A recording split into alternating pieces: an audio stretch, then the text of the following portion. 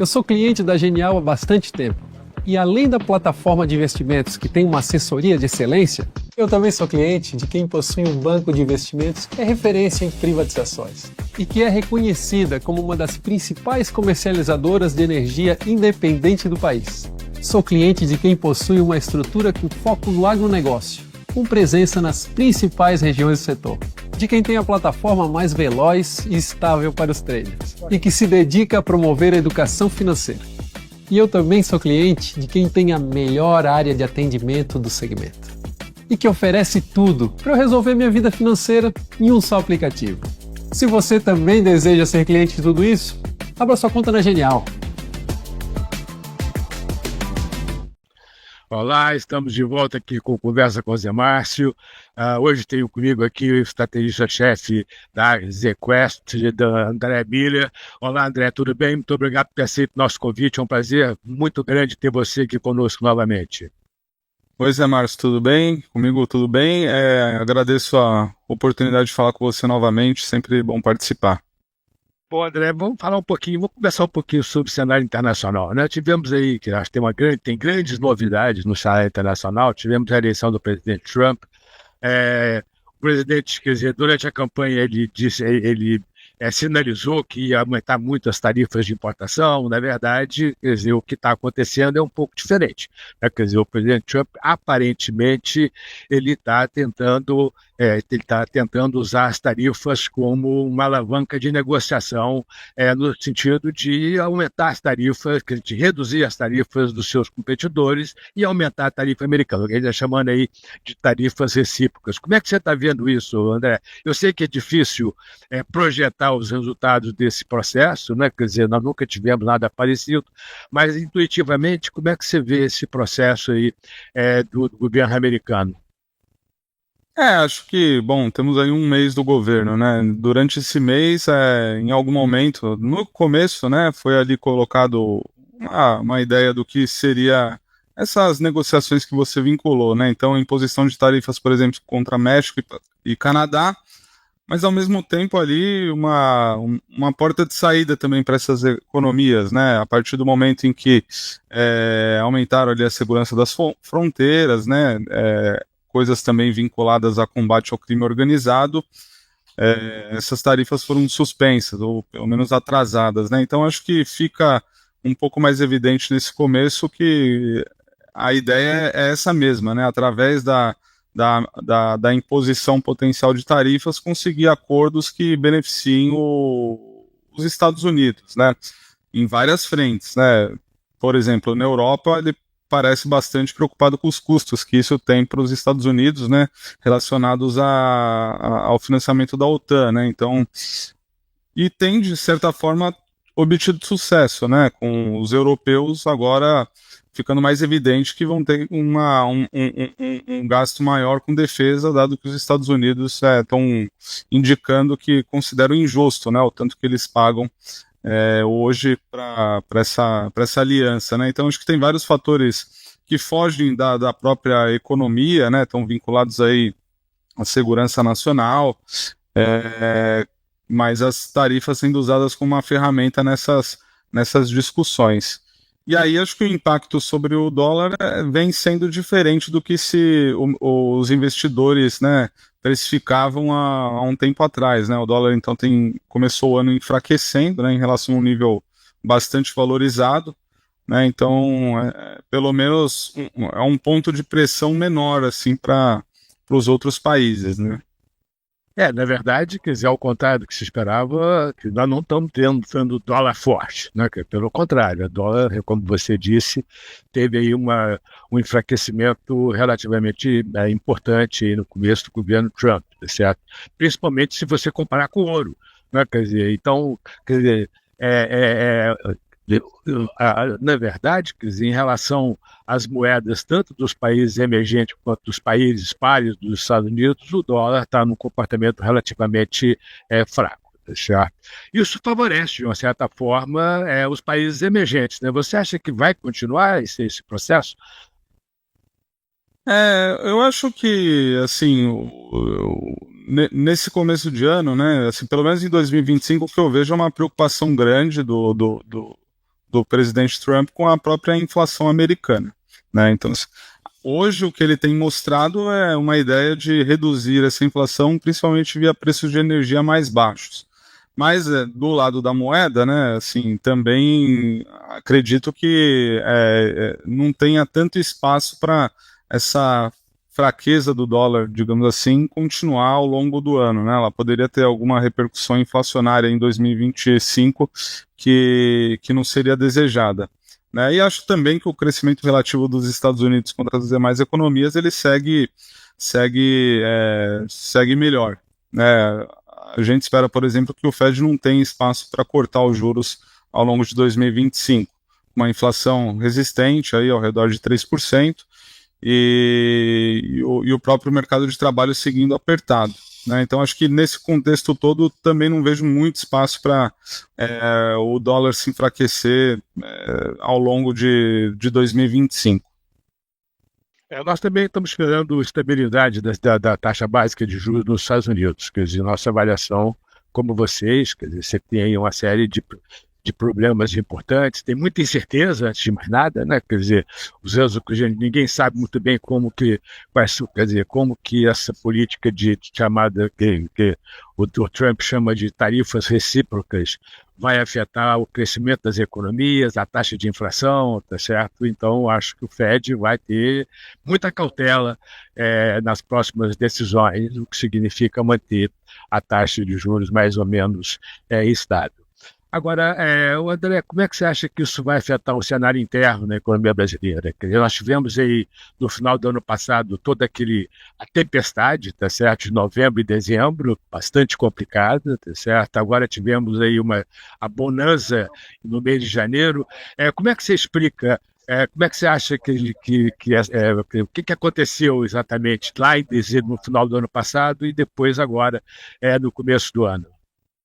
Acho que o comportamento dos ativos no exterior foi um fator relevante tanto na piora do ano passado, no final do ano, intensificado com certeza, né, por medidas fiscais insuficientes, né, aquela apresentação da reforma do imposto de renda junto dos cortes de gastos. Isso tudo tirou o pouco que se tinha de credibilidade da política fiscal aqui no Brasil num ambiente externo que era de muita pressão sobre as taxas de juros e também sobre as demais moedas.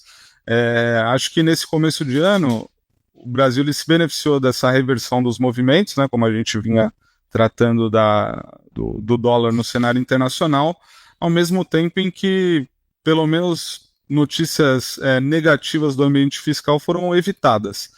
Eu diria até que a gente começou 2025 com as principais autoridades do governo sinalizando um pouco mais de atenção à questão inflacionária, né, decorrente de um choque cambial, né, que tinha um potencial para jogar o IPCA para níveis bastante altos em 2025. Então houve um certo reconhecimento de que era importante deixar de atrapalhar, digamos assim. E aí contaram também com aí está um pouco da questão internacional que permitiu ao real se valorizar nesse começo de ano.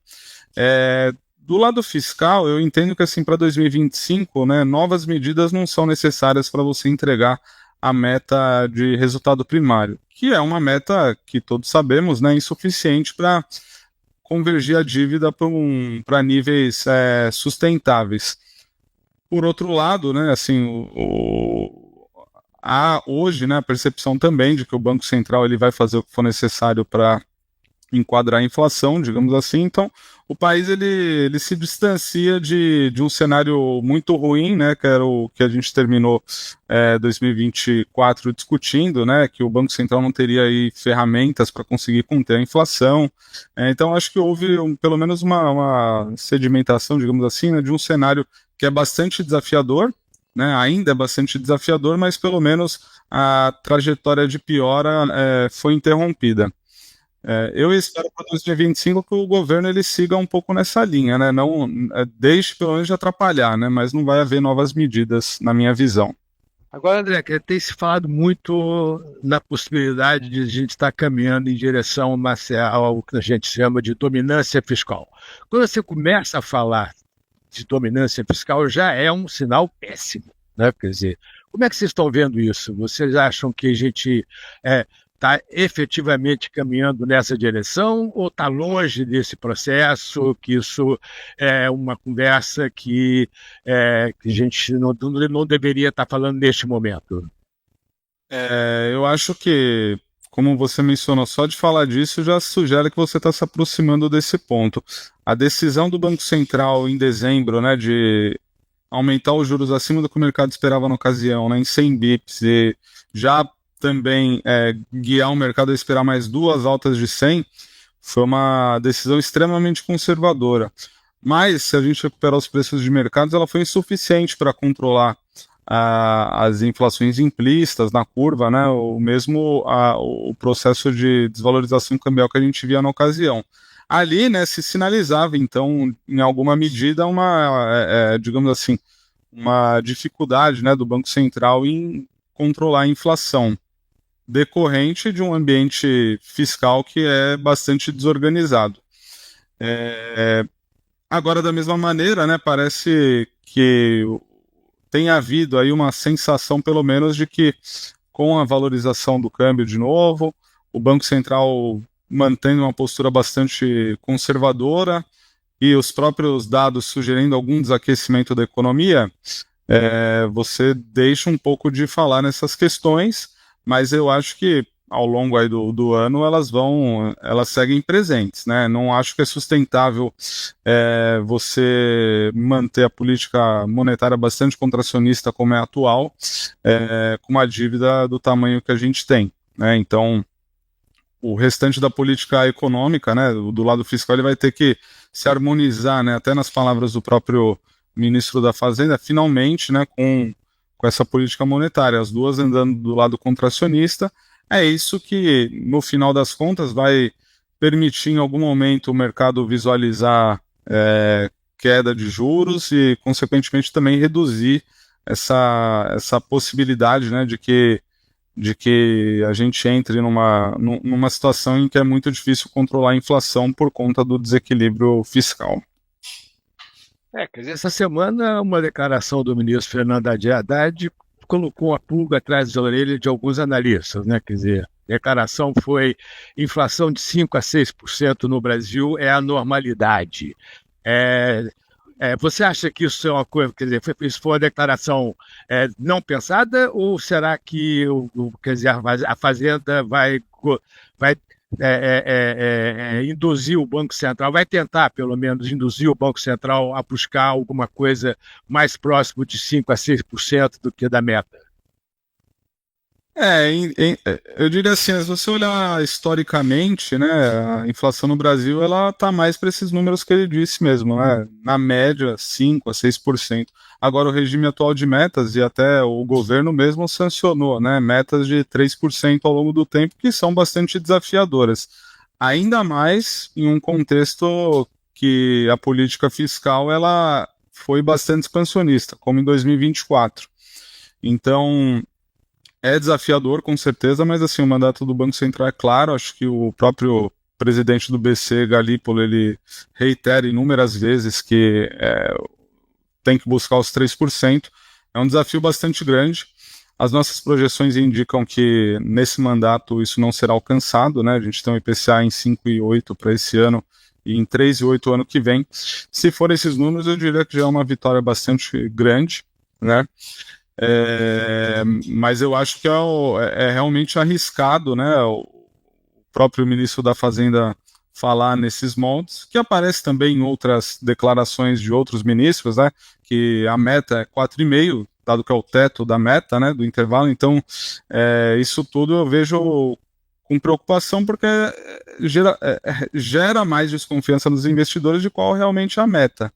Os membros do BC eu vejo como plenamente taxativos, né, de que a meta é 3 e vão persegui-las. Com o Banco Central independente, torna mais difícil, né, você disputar com ele qual é de fato a meta que ele vai perseguir, né?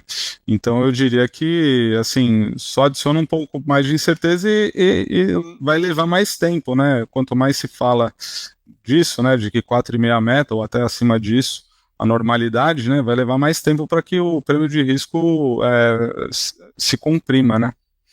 E tem isso. Na verdade, quer dizer, tem uma situação complicada, né? Quer dizer, você tem uma política monetária bastante contracionista, já está muito contracionista, vai se tornar, quer dizer, mais contracionista ainda pelos foreign guidance do próprio Banco Central, e ao mesmo tempo as expectativas para a inflação continuam aumentando e continuam se descolando da meta, né? Quer dizer, isso, a minha interpretação desse componente, antes de mais nada, é a primeira vez que isso acontece desde a introdução do regime de metas para a inflação no Brasil. Isso nunca tinha acontecido. Então, isso é uma anomalia, né? Quer dizer, a minha interpretação aí para esse fato é exatamente o que eu tenho chamado de déficit de credibilidade. Tá certo? Quer dizer, o Banco Central, apesar das declarações dos seus diretores de que vai obedecer a meta, etc., está com déficit de credibilidade em relação aos investidores e em relação à sociedade como um todo. Você concorda com isso? Você acha que realmente, quer dizer, essa declaração do ministro da Fazenda só piora esse déficit de credibilidade, se é que ele efetivamente existe? Eu acho que o déficit de credibilidade começou com o ataque do presidente Lula à meta, depois com o ataque do presidente Lula à diretoria antiga do Banco Central, tá certo? Aquela votação lá de maio do ano passado, aquela divisão lá em linhas supostamente políticas, mas não mais técnicas, tá certo? Não importa, tá? Mas o importante é a percepção dos agentes em relação a esse processo. E isso faz com que, quer dizer, seja bastante, quer dizer, dificulte muito para o Banco Central levar a inflação para a meta. Você acha que isso faz sentido ou você acha que eu estou sendo um pouco exagerado nessa minha análise? Não acho que é exagero. Acho que, na verdade, você está num período que é um teste, como você mencionou. Se há um déficit de credibilidade, né, à medida que a pessoa ali, o comitê vai sendo testado, vai levar mais tempo também para eles se recuperarem, né? E eles vão ter que, digamos assim, ser mais conservadores para justamente recuperar essa credibilidade. É tão importante num regime de metas de inflação para manter, né, a inflação ancorada. O ano passado foi relativamente fácil, digamos assim, subir os juros, né, porque a inflação realmente estava acelerando para cima das metas, as expectativas muito desancoradas e o crescimento surpreendendo a todos mais uma vez. Agora, em 2025, eu acredito que meados do ano a gente vai ter um teste, né, do comportamento do BC num ambiente em que a inflação ela seguirá alta, né, acima das metas, mas a atividade possivelmente indo para baixo, né. Eu acho que é lá para meados do ano que o teste aí dessa real perseguição, né, da meta de 3% vai ficar mais clara. O Banco Central no final do ano passado emitiu uma carta, né, descrevendo por que a meta não foi cumprida, a meta de inflação, e eu pessoalmente achei uma carta relativamente dura com a política fiscal, né, conduzida pelo Ministério da Fazenda e pelos políticos de maneira geral, né, dizendo o quanto a condução da política fiscal afetou o câmbio, as expectativas de inflação. Então ele tinha um recado importante ao meu ver.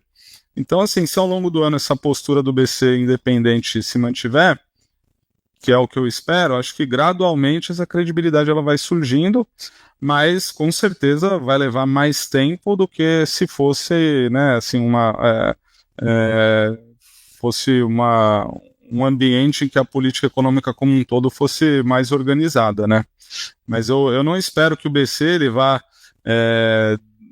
dar sinais de leniência ao longo desse ano. O que não significa dizer também que vai agir como agiu, por exemplo, o BC sob a gestão do Ilan, né?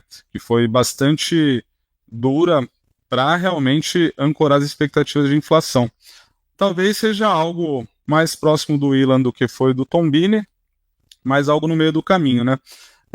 Digamos assim, não vai, pressionar tanto, manter os juros tão restritivos por um período tão longo, para ter uma convergência da expectativa de inflação como foi naquela ocasião, né? Talvez seja algo um pouco menos tolerante com queda da atividade, né? Mas é isso que a gente vai ter que ver ao longo do tempo.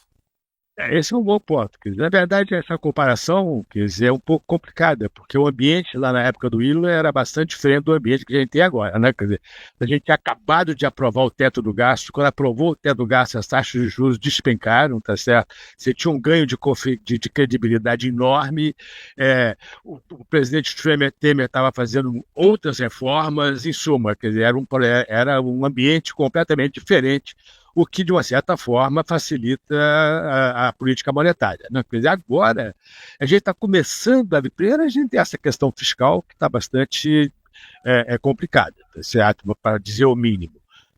Mas, além disso, a gente está começando a ver uma desaceleração da economia agora, né? Quer dizer, o último trimestre do ano passado, nós tivemos queda na indústria, queda no setor de serviços, queda no comércio, tá certo? Ou seja, o primeiro, quer dizer, o início de um processo, aparentemente temos o início de um processo de desaceleração. A pergunta é o seguinte, né? Quer dizer, será que o Banco Central vai ter paciência para esperar que esse processo se consolide de tal forma a começar a gerar um efeito desinflacionário sobre a economia? Quer dizer, algo que a gente só vai saber de verdade lá para maio desse ano, ou seja, novamente, como aconteceu ano passado, a reunião de maio vai ser uma reunião super importante, aparentemente, tá certo? Como é que vocês estão vendo esse processo? Vocês acham que o Banco Central vai ter paciência, vai esperar essa desaceleração se consolidar, principalmente levando em consideração que você tem aí um momento de queda de popularidade importante do governo, né? Quer dizer, está começando a se falar em cenário eleitoral 2026. Como é que vocês estão vendo isso, André? Quer dizer, como é que vocês acham que isso vai... É a questão crucial para o ano mesmo. O discurso atual ele é de que, assim, vão aguardar o máximo, né? Até, assim, a desaceleração ela só vai importar se ela trouxer uma desinflação com ela.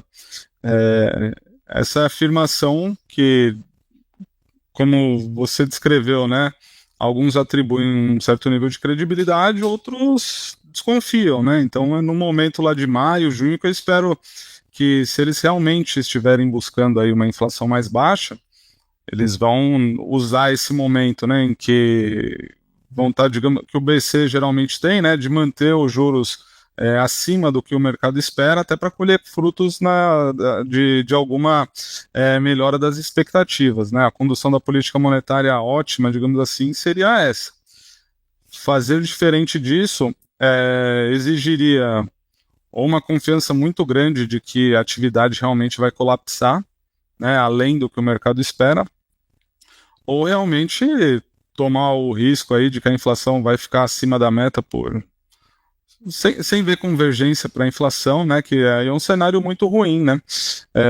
Mas eu acho que até antes de o Banco Central ser independente, até na gestão do Tombini, né, houve ali um momento em que o Banco Central deixou de tolerar uma inflação tão alta.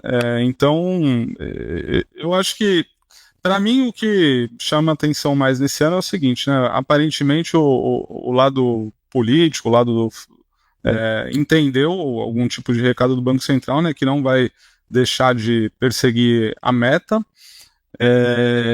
E aí é esse lado fiscal que tem que se ajustar para que a economia volte para uma trilha melhor e que, assim, politicamente também é o que deveria, né, gerar maiores chances para o governo atual se reeleger.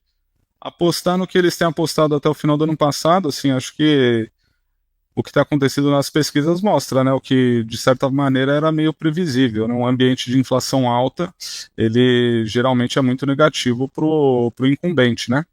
Então, até sob a lógica política, eu diria que a estratégia ótima é essa.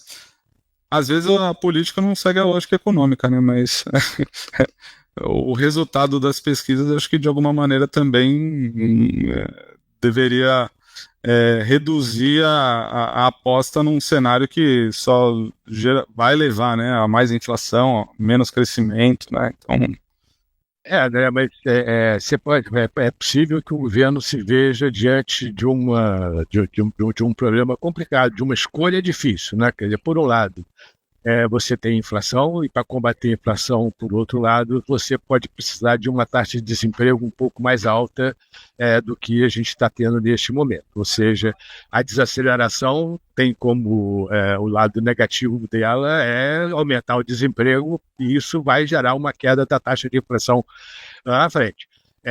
Nesse processo, quer dizer, a pergunta um pouco que é difícil de responder é qual vai ser a escolha que o governo vai fazer.